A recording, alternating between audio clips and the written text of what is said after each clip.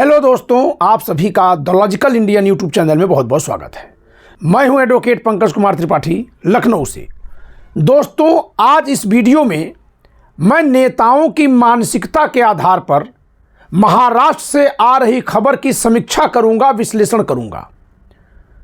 सत्यहिंदी.com पर अभी जो खबर आई है उसके मुताबिक महाराष्ट्र में विपक्षी दलों के सांसद बड़ी संख्या में इस्तीफा दे सकते हैं। विपक्षी दलों में 3 दल आते हैं: शिवसेना उद्धव बाला साहब ठाकरे, एनसीपी शरद पवार और कांग्रेस। आप जानते हैं कि लोकसभा चुनाव में ये तीनों ने बहुत अच्छा प्रदर्शन की थी और इसी नाते बीजेपी बहुमत पाने से चूक गई। आप जानते हैं कि 4 राज्यों में बीजेपी की सीटें घटी थी, जिसके कारण से मोदी सरकार पूर्ण बहुमत नहीं पा सकी। उन 4 में एक राज्य है उत्तर प्रदेश, दूसरा पश्चिम बंगाल, तीसरा महाराष्ट्र और चौथा हरियाणा। इन 4 राज्यों में सीटें घट जाने के कारण से मोदी सरकार अल्पमत में आ गई है। लेकिन आ रही खबर के मुताबिक भाजपा के प्रदेश अध्यक्ष ने दावा किया है कि महाविकास अघाड़ी यानी कि इंडिया गठबंधन के महाराष्ट्र के तमाम सांसद उनके संपर्क में हैं और वे इस्तीफा देकर के पुनः चुनाव में बीजेपी के टिकट पर आ सकते हैं और वे अपनी पार्टी से नाराज हैं। उनके कहने के अनुसार वे नाराज इसलिए हैं क्योंकि केंद्रीय नेतृत्व उनकी पार्टी का जो हाई कमान है उन्हें सहयोग नहीं कर रहा है और इसी नाते वे दुखी हैं। दूसरी तरफ वहाँ के कांग्रेस के प्रदेश अध्यक्ष नाना पटोले जी ने दावा किया है कि इनके पास भ्रष्टाचार का पैसा है, उस पैसे से सांसदों को ये खरीद सकते हैं। तो जरा देखिए दोस्तों, दोनों ने मिलाकर जो बात कही उससे यह स्पष्ट है कि वहाँ कुछ न कुछ बहुत बड़ा बदलाव होने तो जा रहा है। क्योंकि नाना पटोले जी ने यह नहीं कहा कि उनके सांसद उनके साथ हैं या महाविकास अघाड़ी के सांसद उनके साथ बने हुए हैं, वे ऐसा कुछ नहीं करने जा रहे हैं, उन्होंने ये नहीं कहा। अब आते हैं जरा नेताओं के चरित्र पर। जिस समय उद्धव ठाकरे की सरकार चल रही थी, महाविकास अघाड़ी की, बड़ी अच्छे से वो सरकार चल रही थी, उसकी बड़ी साख थी और उस समय पर जबकि वहाँ की विधानसभा का कार्यकाल 2.5 साल बीत चुका था, जब वहाँ एक साथ दोनों पार्टियों में फूट पड़ गई, शिवसेना और एनसीपी, जिसकी कल्पना नहीं की जा सकती थी, शिवसेना में वह फूट पड़ी और शिवसेना का एक व्यक्ति शिंदे मुखर होकर के उद्धव ठाकरे पर आरोप लगाने लगे। पता चला कि उन्हें मुख्यमंत्री बनना था और वे पार्टी के बहुतायत विधायकों को तोड़कर लेकर चले गए। आपको बता दें दोस्तों कि उस समय जितने विधायक थे 55-56, उनमें से 2/3 के आसपास विधायक चले गए थे शिंदे के साथ और सरकार में शामिल हुए थे। कुछ ही दिनों के बाद देश के कद्दावर नेता माने जाने वाले शरद पवार के सगे भतीजे ने शरद पवार की पार्टी को तोड़ लिया और वे भी सरकार में शामिल हो गए। प्रफुल्ल पटेल, छगन भुजबल और न जाने कितने एनसीपी के बड़े वफादार दिखने वाले नेता सबके सब शामिल हो गए उस सरकार के साथ। हम लोग जो संविधान समर्थक लोग हैं उनको ऐसा लगता रहा कि यह दबाव के कारण ऐसा हो रहा है। आप बताइए, आप सब ये सोचते थे कि नहीं? मध्य प्रदेश में, कर्नाटक में जब विधायकों ने इस्तीफा देकर चुनाव लड़ा तो आपके दिमाग में आता था कि नहीं कि ये विधायक दबाव के कारण ऐसा कर रहे हैं? लेकिन एक बात बताइए, उनमें से कितने विधायक अगले चुनाव में लौटकर कांग्रेस की तरफ गए? कोई गया क्या? नहीं। हम सब लोग ये कहते हैं कि ज्योतिरादित्य सिंधिया को सम्मान नहीं मिला कांग्रेस में तो छोड़कर गए भाजपा में, भाजपा में भी उनको सम्मानजनक जगह नहीं मिली। लेकिन क्या इसके बाद भी वे बीजेपी को छोड़कर कांग्रेस में आ रहे हैं? क्या कांग्रेस वरुण गांधी को अपने साथ जोड़ पाई? यानी जो लोग भाजपा छोड़कर जा रहे हैं वे कांग्रेस में शायद ही आ रहे हैं, लेकिन जो कांग्रेस छोड़कर भाजपा में गए, चाहे उनके साथ जो वहां हुआ, वो लौटकर कांग्रेस में तो नहीं आ रहे हैं। इसका मतलब मैं ये नहीं कहना चाह रहा हूं कि कांग्रेस खराब है, भाजपा अच्छी है, या कांग्रेस को मैं कमतर बना रहा हूं और भाजपा को ताकतवर दिखा रहा हूं, बल्कि मैं अपने दर्शकों को यह बताना चाहता हूं कि हम लोग इन नेताओं को जितना मजबूर और दबाया हुआ समझते हैं और इनसे जो संविधान संरक्षक होने की उम्मीद पालते हैं, वो गलत है। आप बताइए, यदि शिंदे दबाव के कारण उधर गए होते तो विधानसभा चुनाव जब होने जा रहा था उद्धव ठाकरे के साथ आ जाते। अजीत पवार तो लोकसभा चुनाव में बिल्कुल हार गए थे, वे तो भागे भागे शरद पवार जी के साथ आ जाते कि चाचा जी गलती हो गई, माफ करिए, चलिए मिलकर चुनाव लड़ लेते हैं। किए क्या? नहीं किए।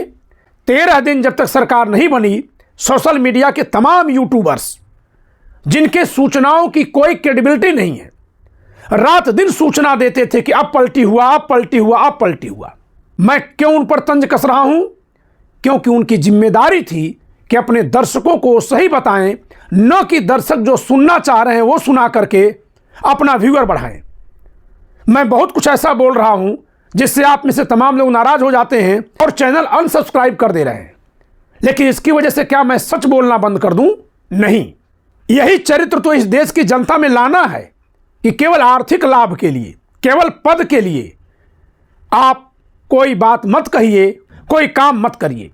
आप जो उचित है, जो संविधान सम्मत है, जो देश के लोगों के लिए लाभप्रद है, वो करिए। तो आज जब मैं ये सुना हूं कि महाविकास अघाड़ी के, खासकर कांग्रेस के कई सारे सांसद इस्तीफा देकर के बीजेपी की तरफ जाने वाले हैं। इस्तीफा क्यों देंगे? नहीं तो दल बदल लग जाएगा, तो इस्तीफा देंगे, फिर से चुनाव लड़कर जीत कर जाएंगे। तो अब मेरे दिमाग में पहले जैसी वो बात नहीं आई है कि इनको मजबूर करके ले जाया जा रहा होगा। सोचिएगा दोस्तों, शिंदे जब टूट कर गए थे तो लगता था मजबूर होकर लोग गए। मध्य प्रदेश में जब 15 विधायक टूटे तो लगा कि मजबूर होकर गए। कर्नाटका में जब विधायक तोड़े गए थे जेडीएस और कांग्रेस के तो लगा मजबूर होकर गए। लेकिन अब मैं ये नहीं मानता। अब मैं ये मानता हूं कि जिन नेताओं को टिकट मिलता है वे इसी चरित्र के होते हैं। महाराष्ट्र का विधानसभा चुनाव हारने के बाद सरकार न बनने के बीच में जितने सारे चैनल ने चाहे जो कुछ सुनाया बताया दोस्तों, द लॉजिकल इंडियन चैनल पर बार बार बोला गया कि अगले 5 साल के लिए महाराष्ट्र में और दिल्ली में, क्योंकि 2024 में ही दोनों चुनाव हुए हैं, नेता विपक्ष में बैठने से कतराएंगे। बड़े नेता जैसे उद्धव ठाकरे, शरद पवार कहीं ना कहीं से जुगाड़ लगाएंगे मोदी जी के करीब होने का, ये जान लीजिए आप। और जो छोटे सांसद विधायक होंगे वो सीधे ही जाना चाहेंगे वहां।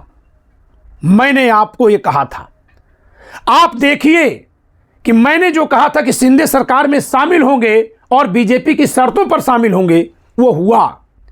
मंत्रालयों के बंटवारे में जो पेच फंसा है वो भी साफ होगा, वो शामिल होंगे, क्योंकि जाएंगे कहां।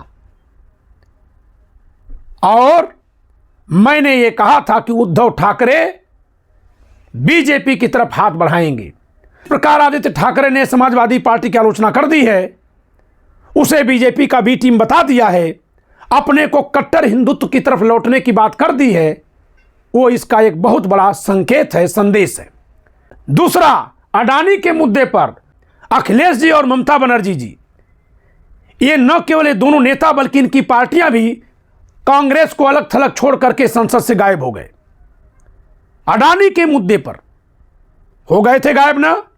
और जैसे ही इसकी चर्चा चलनी शुरू हुई थी कि अडानी के मुद्दे पर समाजवादी पार्टी और तृणमूल कांग्रेस ने कांग्रेस का साथ छोड़ा, राहुल गांधी का साथ छोड़ा, अगले ही दिन ममता बनर्जी ने उससे एक कदम आगे बढ़कर के दावा कर दिया कि राहुल गांधी इंडिया गठबंधन को नहीं चला पा रहे हैं, मैं इंडिया गठबंधन की नेता बनना चाहती हूं, मुझे आप लोग नेता मानिए।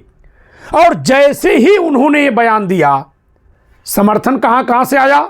शरद पवार जी ने फौरन समर्थन किया, उद्धव ठाकरे ने समर्थन किया, केजरीवाल जी ने समर्थन किया, और सबसे बड़ा समर्थन प्रोफेसर राम गोपाल यादव जी ने किया, समाजवादी पार्टी के महासचिव ने।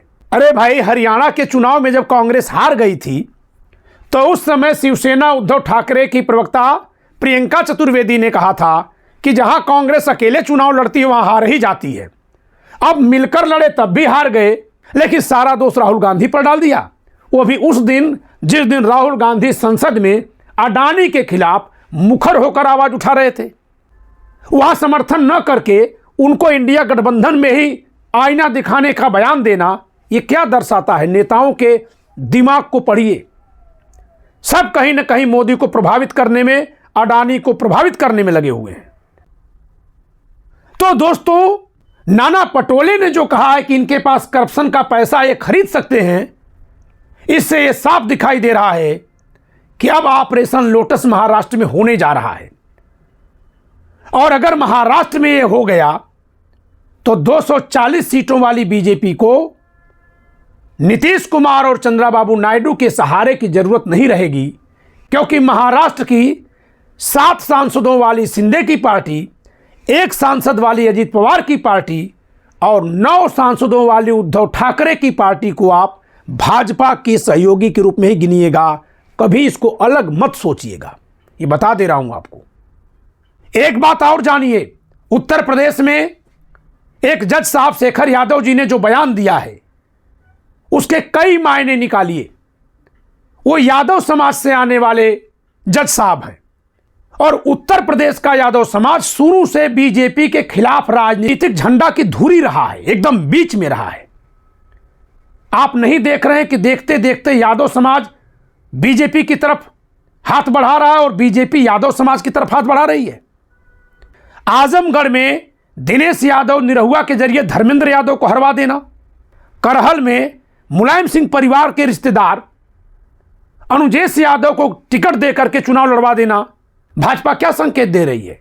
वो ये संकेत दे रही है कि क्योंकि वह हिंदुत्व की राजनीति करती है, इसलिए यादव चाहे उसको अपनी पार्टी माने न माने, भाजपा यादवों को अपना मानती है। और मैं जो देख रहा हूं, जस्टिस शेखर यादव के बयान को जब मैं इससे जोड़कर देख रहा हूं तो मुझे दिख रहा है कि 2026 में रिटायर होने के बाद जस्टिस शेखर यादव राज्यसभा नहीं जाएंगे।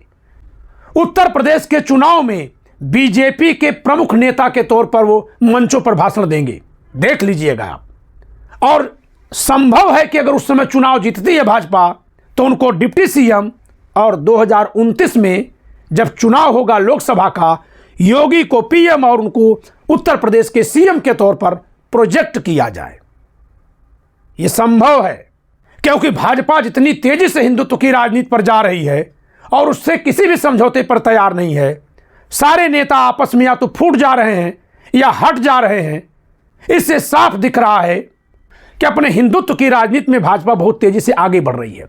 बांग्लादेश की घटना इसमें उसकी गाड़ी के ईंधन के रूप में काम कर रही है, क्योंकि जिस तरह से वहां हृदय विदारक घटनाएं हुई हैं वह सभी धर्मनिरपेक्ष लोगों को भी एक बार सोचने के लिए मजबूर तो कर दी हैं कि जब एक ही साथ हम तीनों देश आजाद हुए हैं तो हम सबकी सोच में इतना अंतर क्यों है? आखिर कौन सी शिक्षा का यह नतीजा है कि हमारी सोच में अंतर है?